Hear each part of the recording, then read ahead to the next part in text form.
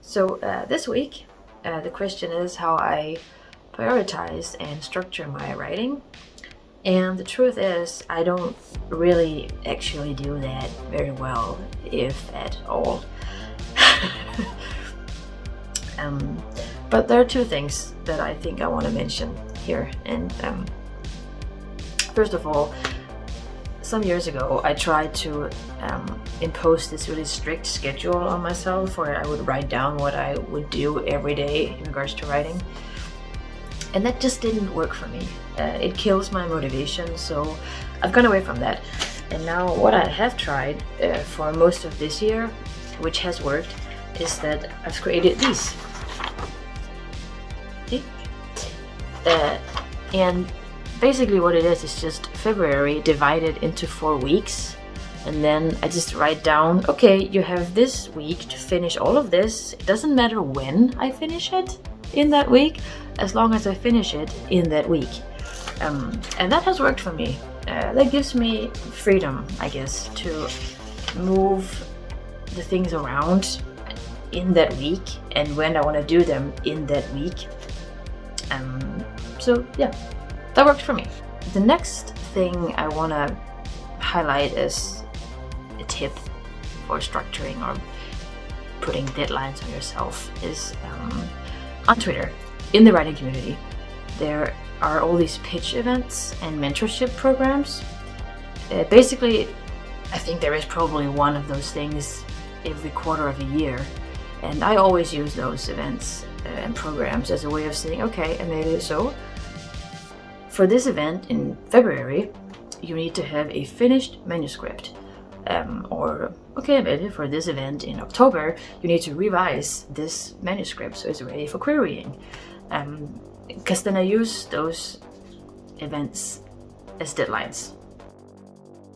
Personally, for me, if it's too constrictive of a schedule, it kind of takes away from the joy of it. The idea is for you to just make it according to everything else in your life.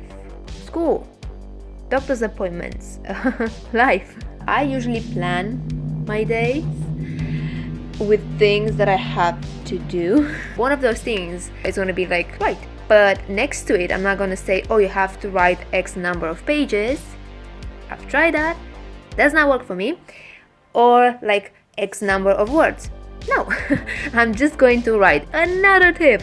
Listen to your body. If it does feel frustrating in that sense that I feel that my mind is just like not coping with me because it's too tired for some reason or another, and I know that what I'm writing it's not actually going to be the best and I will end up cutting most of it, then I'm just like, I'm not even going to do it. I'm going to relax, not stress about it, forget all about it and just go along with my day. And when I do come back, it's going to be 10 times better. Bottom line is, it's your journey. Whatever works for you, do that. A piece of advice that kind of relates to this, but also kind of doesn't. When it stops being fun is when you have a problem. Alright, concerning the question, how do you structure your day or week to prioritize your writing? And do you have any tips or tricks?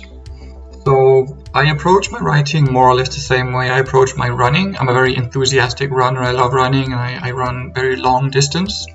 And training for a really long race is my mind at least not very different from writing a really long text.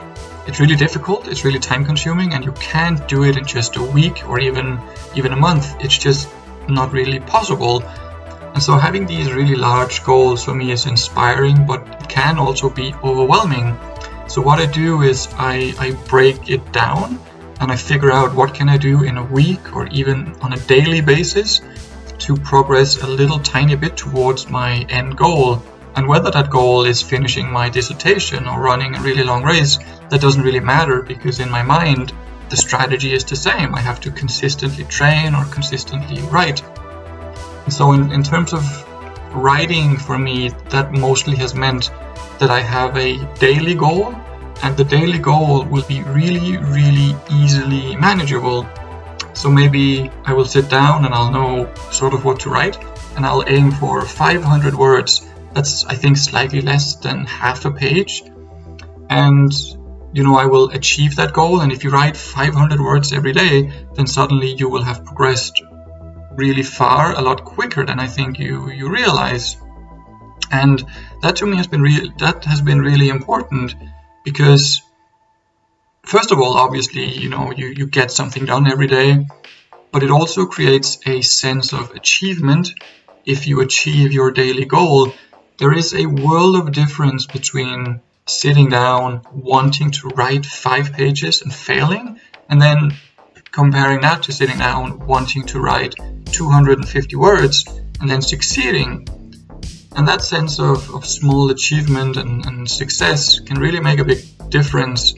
And that line of thinking, I think, can be applied to a lot of areas. If I sit down and think, all right, I'm going to read half a book, and I fail, then I will feel bad.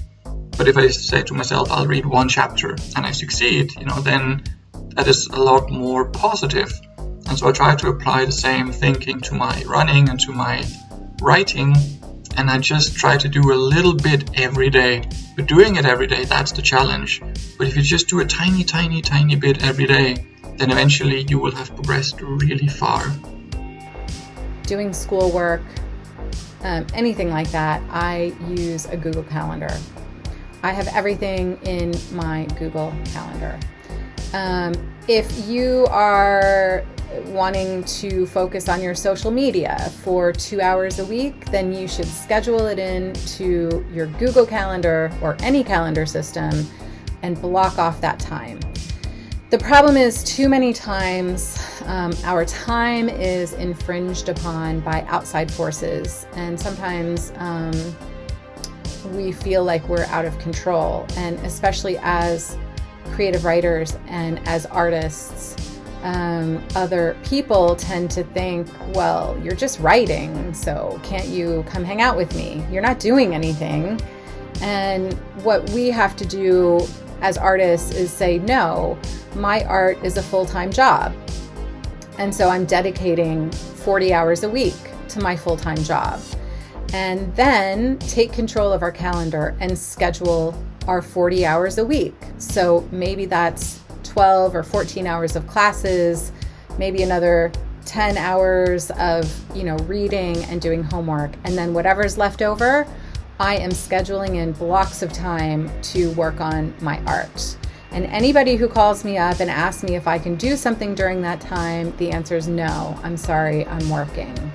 Just like any other person who has a full-time job and is working on a Thursday at 11 o'clock, for example. And protect that time, protect it fiercely, because that is your time to write.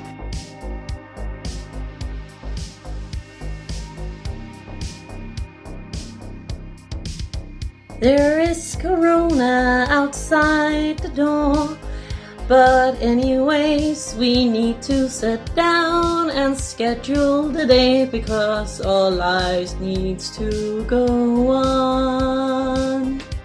Yeah, and that's kind of my feelings for this whole Corona situation and scheduling my day. I hate it, and I'm really, really good at it, and that's my whole problem. I'm good at structuring my life so I can get mostly out of my day to writing, but that's because I prioritize to write most of the time and don't basically do anything else. I don't have any hobbies that's very interesting and take a lot of my time. I have my daughter and she is my life, and when she's at school, that gives me 8 hours of writing. When she's in bed, it gives me 2. So 5 days a week, I have 10 hours for writing. 50 hours. That's a pretty good working scheme for me.